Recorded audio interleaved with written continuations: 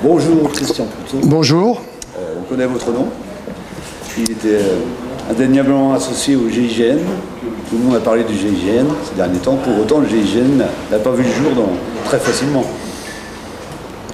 Il se trouve que lorsqu'on m'a demandé de créer cette unité, c'est-à-dire après la prise d'otage de Munich en 1972, qui a frappé l'opinion parce qu'apparaissait déjà à l'époque un certain nombre d'événements de type terroriste, tel que le terme est usité actuellement, il était déjà à l'époque, destiné à fixer l'opinion mondiale sur des événements qui étaient des événements géopolitiques, en particulier le problème palestinien, et qui, on le sait, court toujours, et qui fixait l'opinion, qui voulait fixer l'opinion internationale, mais également à travers un problème qu'on a oublié, qui était le problème Est-Ouest, puisque à l'époque on était toujours le terroriste de quelqu'un, puisqu'il y avait des transferts qui se faisaient, on armait nous-mêmes des groupes qualifiés de terroristes dans certains pays qui nous arrangeaient géopolitiquement, et l'inverse était vrai, les pays de l'Est eux-mêmes soutenaient des mouvements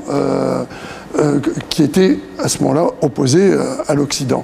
Donc on faisait un peu une guerre de substitution, mais Munich a été autre chose. Munich a été la première manifestation d'un problème politique destiné à focaliser toute l'attention sur ce problème à travers un événement qui était nouveau, qu'on appelle la prise d'otage ouverte, qui fait que des gens étaient sous le feu des caméras, mis en danger, et de ce fait, cette menace obligeait l'attention, les médias, à porter une attention à quelque chose qui aurait été différent si on avait fait juste une bombe ou un explosif. La tension monte d'un coup, il y a des blessés, malheureusement peut-être des morts, mais le soufflet retombe très vite.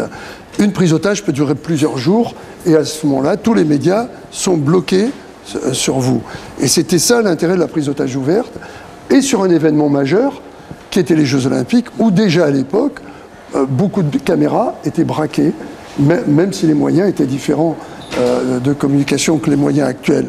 Donc c'est un peu pour ça qu'à situation nouvelle, il fallait une autre unité capable de répondre à ce genre de situation. C'est ça qui vous a fait penser à la création d'un... Voilà, à l'époque j'étais instructeur enfin j'étais jeune officier de gendarmerie, mais j'étais instructeur dans les unités qu'on appelait commando, parce que tout le monde parle du maintien de l'ordre actuel, on le voit à travers les problèmes écologistes autour de l'aéroport, autour des eaux, de la zone humide, etc. La violence qui s'exerce dans ces manifestations existait largement à l'époque, et le maintien de l'ordre était très difficile. Et nous avions des petits groupes, comme nous l'avons vu également dans les événements récents, n'hésita pas à jeter des cocktails Molotov sur les troupes, etc. Mais le droit interdisait obliger le maintien de l'ordre à être rigide. Donc on devait faire reculer le manifestant, mais il y avait des groupuscules mobiles qui étaient des vrais petits commandos. Donc il fallait former des gens capables soit d'aller intervenir dans une prise d'otage dans les entreprises, comme ça s'était déjà passé avec des chefs d'entreprise, ou attraper des meneurs qui étaient capables de se déplacer, de mettre le feu aux voitures, attaquer les forces de l'ordre. C'était une petite guérilla urbaine. Donc, étant chargé de l'instruction de ces gens-là, j'ai posé, moi, le vrai problème en tant que jeune sous-lieutenant. Hein, je sortais de Melun, ça faisait 1 an que j'étais sorti de Melun. J'ai posé le problème mais s'il y avait Munich en France, qu'est-ce qu'on ferait? Et on se rendait compte, après l'affaire de Cestas, où malheureusement on n'avait pas été capable d'intervenir sur une opération où un père menaçait de tuer ses enfants, et où l'opération telle qu'elle a été construite, avec les moyens de l'époque, avec les schémas tactiques de l'époque, a conduit à ce que l'homme tue ses enfants et se suicide. L'affaire Buffet-Bontemps, où malheureusement, encore une fois, une prise d'otage uniquement avec un couteau a conduit à ce que Buffet et Bontemps assassinent l'assistante sociale, alors qu'on était persuadé qu'ils ne le feraient pas. Tout un tas d'erreurs psychologiques, d'erreurs, du manque de préparation, simplement parce que les gens n'étaient pas préparés à ce genre d'action. On a dit chiche, pourquoi? Et on m'a demandé de faire une expérience, dans un premier temps, qui a conduit à la création du GIGN, qui a été opérationnel dès 1974. C'était l'escadron de Mont-de-Marsan dans l'affaire de Cestas, je crois. Non, l'escadron de Mont-de-Marsan a été créé en 72, donc il n'a pas été utilisé dans l'affaire Cestas. Non, non, vous avez raison, monsieur le maire, on aurait pu penser ça puisqu'il y avait des half-tracks qui étaient intervenus. Non, non, c'est le commandant de compagnie du coin qui d'ailleurs, le pauvre, ne s'en est jamais remis de ce drame. Hein. Ça a bousillé sa vie. Bien sûr, c'est pas aussi terrible que ces enfants qui ont été tués par leur père, et le drame... on a la mémoire courte, hein, malheureusement, que ce drame qui a frappé l'opinion. Mais c'est vrai que cet homme auquel on a confié cette mission, sans préparation, sans moyens spéciaux et tout, a fait ce qu'il a pu avec les moyens qu'il avait.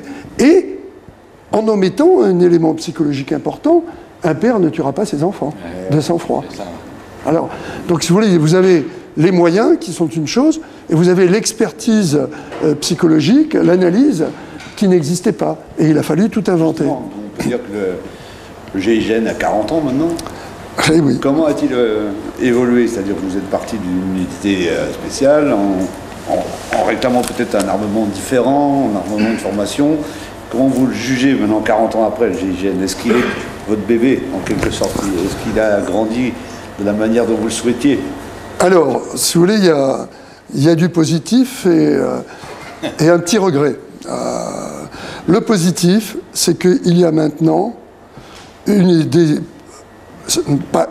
la plus belle unité du monde en France, qui a servi d'exemple partout. Je veux citer juste un exemple que peu de gens savent. Le groupe Delta américain, dont les films à grand spectacle nous rebattent à défaut des oreilles les yeux. Hein. Tout le monde... Il y a une espèce de fascination vis-à-vis des Américains, c'est pas nouveau, et en particulier à travers leurs séries et leurs films. Le groupe Delta, c'est le GIGN qui a formé ses cadres en 1980, 6 ans après la création du GIGN, parce que tout d'un coup, il y a eu une des plus belles opérations qui ait pu être faite à l'époque, qui était la prise d'otage de Djibouti, où en tir simultané, qui n'existait pas, c'est-à-dire plusieurs tireurs d'élite qui sont capables, dans la même seconde, de neutraliser le danger se trouvant au milieu d'innocents. Ce qui était à l'époque un quart d'enfants, avec 32 enfants à l'intérieur du quart. En plus, dans des circonstances et un lieu très loin de chez nous, dans le désert, par 40 à l'ombre.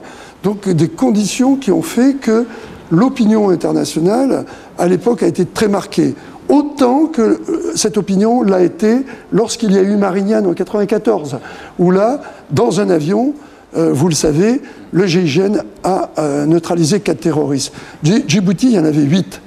8 armées de fusils d'assaut, appuyées par l'armée somalienne. Dans l'avion de Marignane, il y en avait 4. Pareil, armées d'explosifs, d'armes lourdes. On appelle armes lourdes, c'est des armes d'assaut qui tirent du calibre qui fait des gros trous. Hein. Donc, on a eu 2 opérations, sans parler des autres, hein, qui ont peut-être un retentissement moindre, qui ont marqué avec un vrai savoir-faire. Et il n'y a pas d'exemple à travers ces 2 opérations. Et là, à travers les derniers événements, là, on est dans le cadre d'une opération, de 2 opérations simultanées, faire 2 prises d'otages ou quasi-prises d'otages en même temps. Donc, au moment où nous avons débuté, puisque c'était votre question, il faut bien vous dire qu'il n'y avait rien, ni au niveau de la philosophie, la conception tactique, ni au niveau des moyens indispensables pour mettre en place, développer un vrai schéma tactique. Et figurez-vous que, pour vous donner un exemple tout bête, à l'époque déjà, l'armée avait changé de conception et ne voulait plus utiliser les tireurs d'élite. Donc on était passé au 5,56, au FAMAS, pour ceux qui connaissent, donc un petit fusil d'assaut qui était un peu comme un canard, qui était capable de tout faire. Fusil de tireur d'élite, armes d'assaut, etc.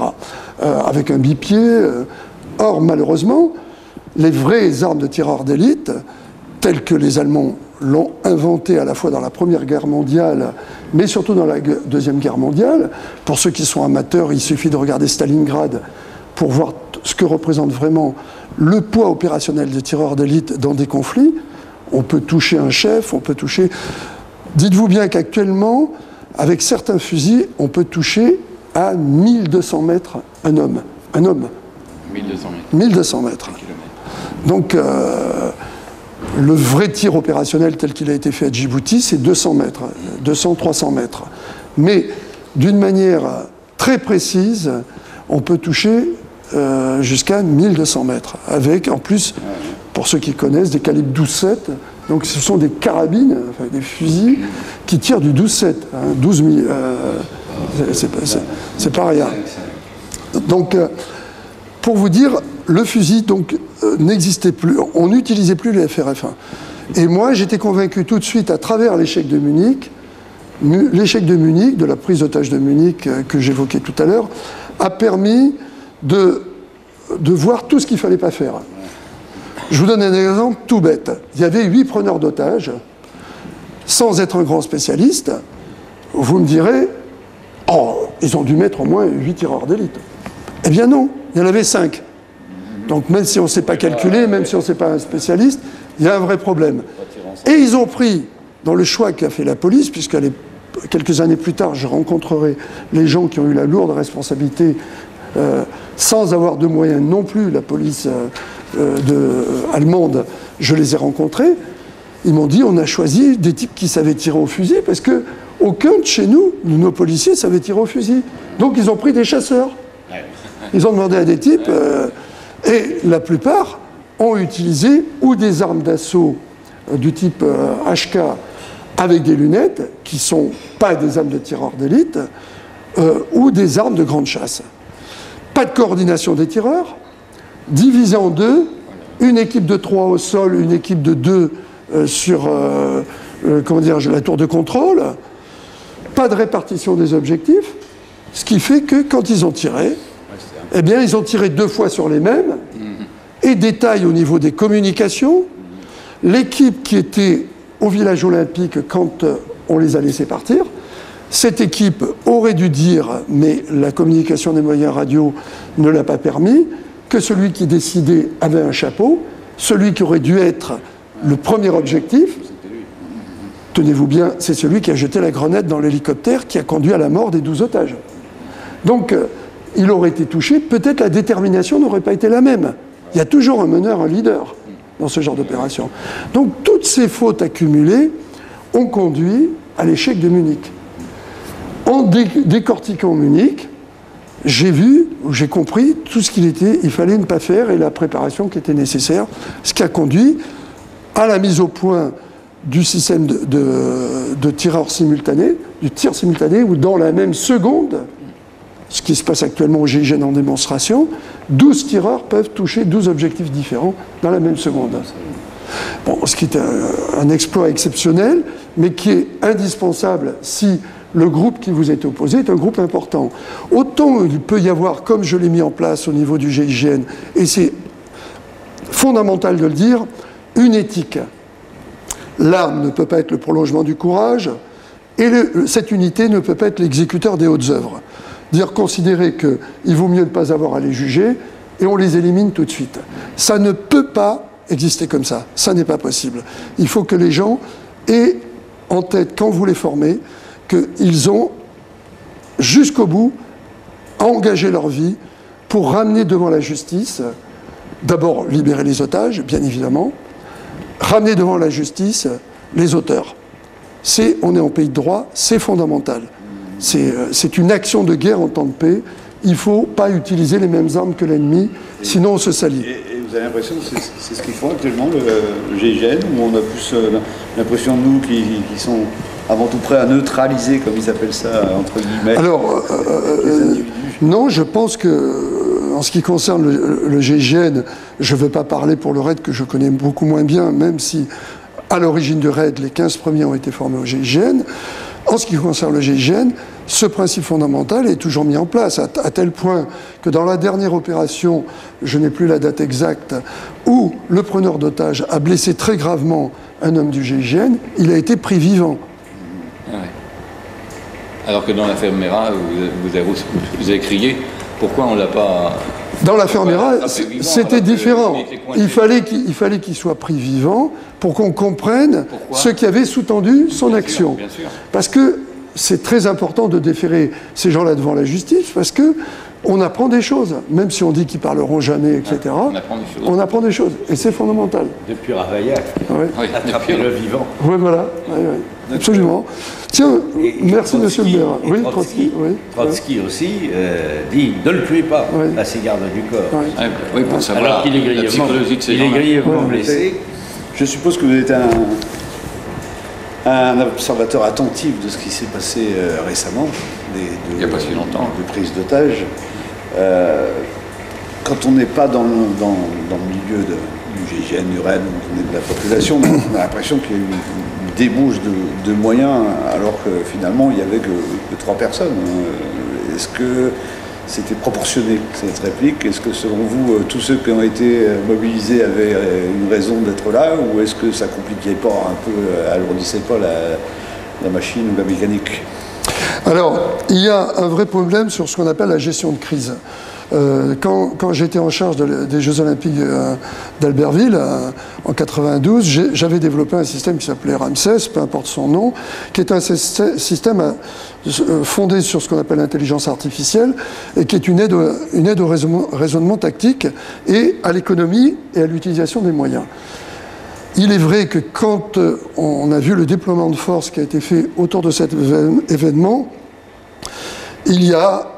on a le sentiment qu'il y a eu un déploiement de moyens très important. Bon, je pense qu'il sera, c'est pas le moment d'en faire un débriefing.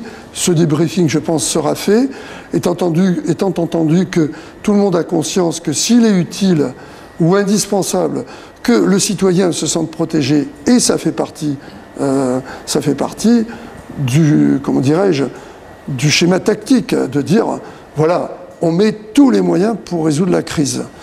Il faut penser que l'économie de moyens, si il y a le développement d'une crise avec plusieurs actions simultanées, il ne faut pas épuiser tous les moyens en une seule fois, et que cette économie de moyens, Dieu merci parce que l'événement a été circonscrit à 2 actions, ce qui est déjà monstrueux. C'était la première fois que dans la même journée, il y ait 2 prises d'otages ou une quasi-prise d'otage en même temps, 2 crises en même temps. Il faut se dire qu'il y a sûrement quelque chose à revoir sur le déplacement des forces dès que l'alerte est mise en route. C'est-à-dire savoir combien il faut d'ambulances, savoir combien... Parce qu'on parle des hommes de terrain, mais il n'y a pas que ça. Il y a derrière tout le soutien. Parce que le périmètre de sécurité... Pardon ? Il y a un QG de crise où il y a... Oui, il y a le PC de crise, bien sûr. Ceux qui organisent, qui déplacent, qui jugent, qui jaugent, je ne sais pas. Ça se passe. Alors, ce PC de crise, il est à la fois mobile et fixe. Il y a un PC général et il y a un PC mobile. Et ce PC de crise, le problème a été que la première partie qui a développé beaucoup de moyens a été le premier renseignement qui a permis une localisation, mais relativement vaste. Et là, malheureusement, on est obligé de déployer beaucoup de moyens. Je pense qu'on parle... On m'avait demandé, moi, une appréciation, je n'avais pas le chiffre, mais je pense que c'est à peu près ça. Il fallait, pour boucler la zone dans laquelle ils étaient supposés avoir été encagés, c'est le terme de métier, il fallait à peu près 1000 personnes. Le problème, c'est qu'après, quand vous les avez déployés, ils sont tous là. Voilà. Donc, ailleurs, il a fallu en rapatrier un. Voilà, c'est un vrai problème. Et on ne savait pas à ce moment-là qu'il y aurait une deuxième crise. C'est ça. Voilà. Après, sur Paris, c'est pas une mince affaire. On était en bordure de périphérique. C'était le schéma le pire, parce qu'il fallait boucler. Pour ceux qui ne connaissent pas la porte de Vincennes, le périphérique, le pont sur le périphérique, l'avenue de Paris, c'est monstrueux, avec tous les risques de dommages collatéraux que pouvait permettre, bien sûr il n'y avait qu'un homme, mais avec des armes d'assaut, où, comme tout le monde le sait, les balles perdues, elles ne sont pas perdues pour tout le monde. Donc ce périmètre de sécurité est difficile à faire. Et je pense que dans l'urgence, on a préféré déployer le maximum de moyens pour ne pas risquer de se retrouver en manque de moyens à un moment. Je pense qu'il faudra malgré tout se poser la question de savoir si ce que nous avions développé en 92, qui n'a pas été malheureusement réutilisé depuis, ce système de gestion de crise en temps réel, qui permet de faire une économie substantielle de moyens pour affiner les moyens appropriés à la menace. Il y a une petite question qui me tarabuste. On a appris très vite que les deux terroristes avaient été identifiés. On a dit bravo, la police, ils ont été vite, et comment ont-ils fait? Et après, on nous dit on a retrouvé une carte d'identité dans la voiture. On a eu un peu de mal, j'avoue que j'ai eu un peu de mal à la croire. Est-ce qu'ils ont fait exprès, justement, pour ça? Alors, écoutez, non. Ils étaient déterminés à ce jour-là. Non, alors, écoutez, dans ce cas-là, ils auraient fait un fort chabrol sur leur voiture au moment où il y a eu un accident, et ils auraient attendu qu'on vienne les égouiller, enfin, les neutraliser selon la... Ils ont piqué le mec en récupérant un chien, ils étaient à visage découvert, donc ils voulaient bien qu'à ce moment-là, on commençait à parler d'eux, c'était des stars, et quand c'était des stars... Oui, mais là, à ce moment-là, ils n'étaient pas encore identifiés dans cette phase-là. Bon, et vous savez...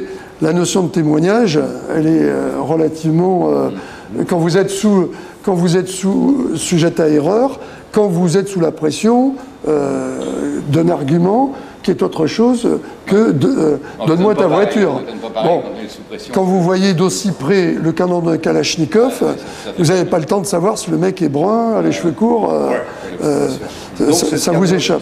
C'est possible. Mais écoutez... Ce qui m'énerve dans ce que l'on imagine, c'est qu'on a toujours tendance à penser que la menace est faite un peu comme ça s'est fait pour le 11 septembre, par des gens surentraînés, préparés et tout. Il ne suffit pas d'être surentraîné pour tuer 12 pauvres personnes à l'intérieur d'une pièce avec une arme d'assaut, hein, quand vous tirez presque 32 cartouches, ce qui a été le cas, ou 40, hein, avec des armes d'assaut. Et il n'y a pas besoin d'être un tireur d'élite quand vous tirez au contact sur quelqu'un. N'importe quelle personne est capable, entre guillemets, non pas de le faire parce que c'est dur de tirer sur quelqu'un, mais d'avoir un tel résultat. Cela dit, et quand vous voyez également la manière dont se fait la fuite, c'est quand même un peu bizarre, un peu le mec qui perd sa chaussure et tout. Et au moment où vous vous retrouvez en fuite avec une voiture dont vous pensez à ce moment-là qu'elle vous servira jusqu'au bout, il se peut très bien que la carte d'identité qui était prévue pour pouvoir passer à travers les contrôles, ne serait-ce que de téléphone portable qu'il y a souvent dans Paris, vous permette de continuer sans être remarqué. Donc au départ, ils n'avaient pas le sentiment qu'ils seraient remarqués. Et donc ils sont partis très vite de leur voiture et ils ont oublié quelque chose. Voilà. Il faut bien à un moment que la chance tourne, si j'ose exprimer ce terme, par rapport à ces assassins. Oui, monsieur le maire. Simplement... Non, je vais observer que par rapport aux braqueurs du grand banditisme d'autrefois, effectivement, il n'y a pas de voiture relais, il n'y a pas de préparation de l'opération. Tout à fait, vous avez raison. Oui. L'exfiltration n'a pas été préparée. Elle n'a pas été préparée. Ouais. Tuer, oui. Et déjà même l'arrivée, même dans l'arrivée, puisqu'ils ne connaissaient pas l'étage, je pense qu'il aurait été facile de le faire, et ils se sont presque trompés d'entrée. Oui, d'entrée, quasiment. Ouais. Mais alors la fuite, elle n'était pas préparée de toute évidence, parce qu'il n'y a pas de voiture au relais, il n'y a rien. Au GIGN, on est dans l'action, mais on est aussi reconnu dans la négociation. Oui. C'est souvent beaucoup d'histoires se terminent bien parce que les négociations ont été menées par des personnes du GIGN. Là, dans ces affaires-là, il n'y a pas eu moyen de négocier, je crois. Ben, des fois, ça arrive. D'autres fois, c'est impossible. Les gens sont déterminés et ils ne peuvent pas faire autrement que, malheureusement, d'intervenir. Le jour où vous avez un mur, à un moment où vous avez un mur en face de vous, ben, il faut bien aller voir ce qui se passe derrière le mur. Et c'est ce qui s'est passé là. On pensait à un moment qu'un contact avait pu être établi, et pas du tout. Le contact n'a jamais pu être établi. Donc là, vous prenez par exemple l'hôtel Fesch, lorsqu'il y a eu en janvier 81, lorsque nous nous sommes retrouvés avec 32 hommes du FLNC retranchés dans un hôtel armés jusqu'aux dents, la négociation a pu se dérouler et ça a permis d'éviter l'affrontement qui, vous l'imaginez, aurait été terrible, et quelle que soit l'efficacité du GIGN, aurait conduit à des blessés, voire des morts de chaque côté, et aurait eu, à l'époque, par rapport à la situation en Corse, un effet désastreux par rapport à l'avenir de la liaison entre l'île et le continent. La négociation a été dans ce cas-là fondamentale. Et elle a été dans d'autres cas. Mais ne serait-ce que pour comprendre l'état d'esprit des gens et préparer l'intervention. Il ne faut pas se leurrer. La négociation permet de vous mettre dans la meilleure situation possible. Soit la reddition, soit l'intervention. Ouais. Donc là, ils ont quand même refusé de négocier, refusé tout contact. En revanche, ils ont accepté de parler à des journalistes. Donc, pour des personnes comme vous, ça veut dire quoi? Ça veut dire que... C'était tout à fait par hasard dans la nuit. C'est pas eux qui ont déclenché le contact avec BFM. C'est BFM qui a appelé. Ah, ouais. Et ils ont répondu à BFM. C'est Koulibaly qui, lui, a appelé... c'est pas le même, hein. Là, il faut faire la différence entre Damartin et puis Vincennes. Et Vincennes, ouais, donc ça, c'est... Et donc, bon, maintenant, on a vu la mobilisation parce qu'il y a eu beaucoup d'émotions, parce qu'on a été surpris, la population a été surprise, frappée, parce qu'on atteint quand même des caricaturistes, des dessinateurs, on touche à la liberté d'expression qui, chez nous, a toujours été fondamentale. Et tout d'un coup, on se rend compte que ce qu'on nous dit, c'est vrai, quoi. Il y a des gens qui se préparent en réseau, qui partent en Syrie, qui reviennent, alors, on se dit, ces gens-là sont surveillés. Ils étaient connus, hein, les frères Ouachi, Koulibaly aussi. Pour autant, on se demande s'ils sont bien surveillés, quoi. Alors, effectivement, et d'ailleurs, là, je ne citerai que le Premier ministre qui a dit une évidence. Il y a eu dans un système de surveillance que l'on voudrait pour chaque site, ne serait-ce que par rapport à la sécurité de nos concitoyens et à la sécurité de notre pays efficace, il semble bien qu'il y ait eu une faille. Comment expliquer cette faille? Il y a une première génération de djihadistes, en particulier à travers le groupe des Buttes-Chaumont, qui avait été à l'époque bien identifié, avec un leader dit charismatique, mais qui est un fou furieux, mais qui a quand même convaincu des jeunes à l'époque de faire le djihad, donc d'aller faire la guerre à un endroit où on a convaincu les jeunes qu'il y avait eu une atteinte, non pas simplement à l'islam, mais à des gens qui se battaient pour leur liberté, comme ça s'est passé avec les républicains au temps de la guerre d'Espagne. N'oubliez pas que Hemingway a fait à l'époque la guerre auprès des républicains dans la guerre d'Espagne. Donc on trouve toujours des gens qui veulent soutenir des causes qu'ils pensent justes ou qu'on leur a convaincu qui étaient justes et qui deviennent une sorte de mercenaires à ce moment-là, d'une cause qu'ils veulent défendre. La première génération des djihadistes, on leur a dit, et on peut effectivement à un moment se poser la question, nous, qu'est-ce qu'on a dit à ce moment-là? Puisque quand on a reproché aux Américains de faire l'intervention en Irak, on avait nos raisons, mais est-ce qu'on a bien expliqué ces raisons? D'autres ont dit, il faut que vous vous battiez. Donc il y a eu une première génération de djihadistes. Et les trois dont on parle, les trois assassins, il faut qualifier le mot, terroristes, c'est trop d'honneur de leur faire. Ces trois assassins, parce que je l'ai déjà dit, je le redis, on est toujours le terroriste de quelqu'un. Donc laissons tomber ce mot, ces trois assassins font partie de cette génération-là. Deux ont fait l'objet d'arrestations, d'emprisonnement. Au moment où ils sortent, ils ont rempli le contrat avec la justice française. Ils sont libres. En plus, on a l'impression qu'ils rentrent dans un schéma logique, social. Ils se marient, ils rentrent dans le rang. Ils se font oublier. Et ils finissent par disparaître des écrans. Donc, à tort ou à raison, vraisemblablement à tort, Comme d'autres, sûrement. comme peut-être d'autres, on a eu tendance à se dire, bon, ben, c'est fini. Et on sait qu'en général, la période la plus perméable pour ces gens-là, c'est 18-25 ans. Là, ils ont 32, 34 ans. On peut penser effectivement qu'ils sont éloignés. Le vrai problème, c'est qu'apparemment, il n'était pas. Et surtout, qu'ils sont allés dans un endroit où on sait qu'il y a du prosélytisme, qui est le Yémen. Maintenant, mais on le sait maintenant. Oui. On n'a jamais autant parlé du Yémen que maintenant. Oui, absolument. Où il y a une université musulmane très connue, où maintenant, comme par hasard, on découvre qu'effectivement, beaucoup de gens vont se faire endoctriner là-bas. Surtout qu'ils ont des contacts à ce moment-là avec une branche d'Al-Qaïda. Justement, ça pose peut-être une question d'une faille de notre système éducatif, nous. Parce que comment se fait-il que la plupart de ces jeunes sont très tôt déscolarisés? Il y a peut-être, nous, de notre société, une autre manière d'aborder ces jeunes-là.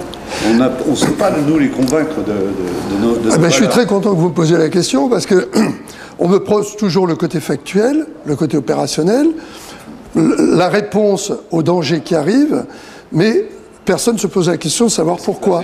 Voilà. Qu'est-ce qui se passe avant? Comment se fait-il qu'on en est arrivé là? Et qu'on en est à la 2e génération? Et pourquoi pas, si on laisse faire, bientôt à la 3e génération? Et je dis qu'à partir du moment où le service national a disparu, qui recadrait un certain nombre d'une jeunesse en perdition ou en voie de l'être, pouvant être sous les sirènes de prédicateurs fous ou débiles. La jeunesse a besoin d'avoir des référents. Si elle n'en a plus, si l'école ne peut pas jouer son rôle parce qu'elle a déjà du mal à leur apprendre à lire et à écrire, si la société n'a plus de garde-fous au moment où ces gens-là deviennent citoyens, c'est-à-dire à 18 ans, il est plus facile de voter que d'obtenir le permis de conduire. Vous ne m'ôterez pas de l'idée qu'il y a un problème. Dans des cités où il n'y a plus de boulot, où les familles sont éclatées, où il n'y a plus, comme disait le regretté Coluche, un bistrot, une mobilette, comment voulez-vous que dans des lieux où on ne sait pas ce qui se passe, des gens viennent dire à des jeunes qui ont fait de la petite criminalité, qui prennent eux-mêmes conscience, et on le voit dans les interviews qui ont été faites des avocats qui ont parlé des deux frères, d'un des frères en particulier, et de Koulibaly, que ces avocats vous disent eux-mêmes que ces jeunes ont fait le djihad parce qu'ils avaient besoin de donner un sens à leur vie. Et que nous, on n'est pas foutus de donner un sens à leur vie, et que des cinglés viennent leur vendre quelque chose de débile et y arrivent, il y a une faille dans notre société. Et on ne peut pas s'arrêter à l'explication qu'on leur tape sur le crâne avec le Coran. C'est pas suffisant. Et on ne peut pas faire l'économie de cette réflexion. Et ça me rend fou. J'essaye d'en parler chaque fois qu'on me donne un micro, et je vous remercie d'avoir posé la question sous cet angle, parce que tant qu'on n'aura pas résolu ce problème, la source, on continuera à se poser, à essayer de déployer un certain nombre de moyens pour arrêter une menace qui peut venir de n'importe où, puisqu'il suffit de 3 fondus, trois types qui ont la tête vrillée, pour tout d'un coup mettre sur le pavé 4000 ou 500 000, 4000 ou 5000 policiers, les meilleures unités de France, des prises d'otages et des assassinats terribles qui frappent l'opinion, pour arriver à ce que tout d'un coup, toute la France se réveille, se retrouve dans la rue, tout bord confondu, de droite, de gauche, du milieu, du 3/4, en disant il faut arrêter ça. Mais il faut l'arrêter à l'endroit où ça se produit, où ça se développe, où ce cancer démarre, c'est-à-dire dans nos banlieues, et leur donner un modèle, des référents, aider, parce qu'il y en a qui y sont, aider tous les volontaires, les associations qui essayent de se battre toutes seules dans ces banlieues et qui, malheureusement, n'y arrivent pas. Voilà. Alors maintenant, c'est peut-être facile d'en parler, mais déjà, dès 1995, j'avais demandé à M. Chirac, mais maintenant je suis peut-être un peu trop âgé pour qu'on s'intéresse à moi, et le jeu est haïssable. J'avais demandé à l'époque, donc vous voyez, parce que je savais que le service national, pour avoir fait l'instruction, avait un rôle positif. Il n'avait pas que le rôle négatif qu'on a voulu lui donner sur la perte de temps et tout. Le moment où les gens se rendaient compte qu'ils, tout d'un coup, appartenaient à une société, c'était le jour où tout d'un coup, ils portaient un uniforme qui était destiné à leur dire « vous vous préparez à une agression éventuelle contre votre société et votre nation ». Ça n'existe plus. Donc, à partir du moment où il y a un combat, ces jeunes cherchent à donner un sens à leur vie. Après tous avoir, je voulais le dire tout à l'heure, mais je suis passé sur autre chose, après tous être passés à un moment par la petite criminalité. Et en se disant que peut-être il y aura une rédemption s'ils se battent pour une cause noble. Mera, au départ, a demandé à rentrer dans la Légion. On a accepté dans la Légion tout un tas de tueurs du Kosovo, poursuivis pour certains, mais ils avaient changé d'identité par les organismes de droit internationaux, ils sont devenus légionnaires. Mera, on ne l'a pas accepté. Mais par contre, frustration, etc. Alors, je sais bien que ça ne répond pas à tous les problèmes, mais ce n'est pas en mettant un flic derrière tout le monde qu'on résoudra le problème. D'abord parce qu'on n'en a pas les moyens, et on n'a pas les moyens au niveau renseignement, non plus. Alors, le renseignement fait ce qu'il peut avec ce qu'il a par rapport à une menace existante. Essayons de ne pas arriver à une troisième génération perdue. Juste pour terminer, est-ce que vous avez le sentiment qu'il y a un pays, voilà, ou plusieurs pays, où ça se passe, quoi, tout ça, est-ce que c'est, disons, une organisation, on a l'impression comme ça que ça se déclenche à droite à gauche, mais est-ce qu'il n'y a vraiment pas peut-être un gouvernement terroriste, je ne sais pas, bon, il y a l'État islamique en ce moment, on sait bien qu'ils veulent se référer à ça, il y a le Yémen. Il y a des personnalités qu'on connaît aussi qui clament ouvertement leur haine de l'Occident. Est-ce que vous pensez, vous, que on peut craindre quelque chose de plus grave pour l'avenir? Écoutez, pour craindre quelque chose de plus grave que des coups ponctuels comme ceux-là qui nous frappent, qui nous font mal dans ce que l'on pense, mais qui, on l'a vu, quand on voit sur l'ensemble de la France, même une petite ville comme les Sables d'Olonne, où il y a dans la rue le tiers de la population que représentent les Sables d'Olonne, même s'il y a des gens des environs qui sont venus. À Lyon, le quart de la population lyonnaise. Cette marée humaine que l'on a vue à Paris, où aucun parti politique, aucun événement n'avait mobilisé.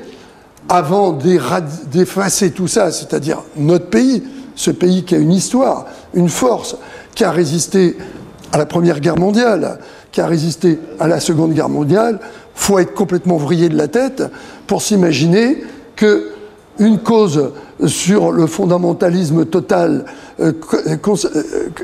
instituant une charia qui n'a plus de sens à notre époque, et permettant d'éviter ce que d'aucuns regrettent, pas forcément, Dieu merci, que les musulmans, qu'un certain nombre d'injustices dues à la géopolitique mal gérée, et il ne faut pas non plus se voiler la face. Au niveau géopolitique, on s'est conduit d'une manière nulle. Nulle. En tapant en Irak, on ne tapait pas au bon endroit. Et tout le monde en avait le sentiment, et en particulier Jacques Chirac et François Mitterrand, lorsqu'ils n'ont pas voulu suivre les Américains.